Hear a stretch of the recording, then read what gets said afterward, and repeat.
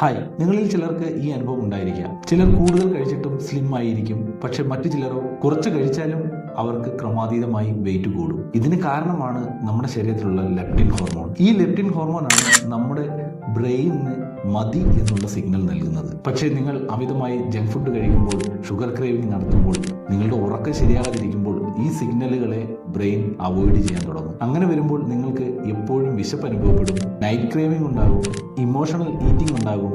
അതോടൊപ്പം portion controlling നിങ്ങളെ കൊണ്ട് സാധിക്കുകയില്ല. നിങ്ങൾ മനസ്സിലാക്കേണ്ടത് ഇത് നിങ്ങളുടെ വിൽ പവർ പ്രോബ്ലം അല്ല, ഇത് ഹോർമോണൽ ഹങ്കറാണ്. ഇത് ഫിക്സ് ചെയ്യാൻ നിങ്ങളുടെ ആഹാരത്തിൽ മതിയായ അളവിൽ പ്രോട്ടീനും ഫൈബറും ഉണ്ട് എന്ന് ഉറപ്പുവരുത്തുക. അതോടൊപ്പം നിങ്ങൾ ജങ്ക് ഫുഡ് കഴിക്കുന്നത് പരമാവധി കുറയ്ക്കുക. അതോടൊപ്പം തന്നെ നമ്മളുടെ ഉറക്കത്തെ കറക്റ്റായിട്ട് ക്രമീകരിക്കാൻ വേണ്ടി ശ്രദ്ധിക്കുക.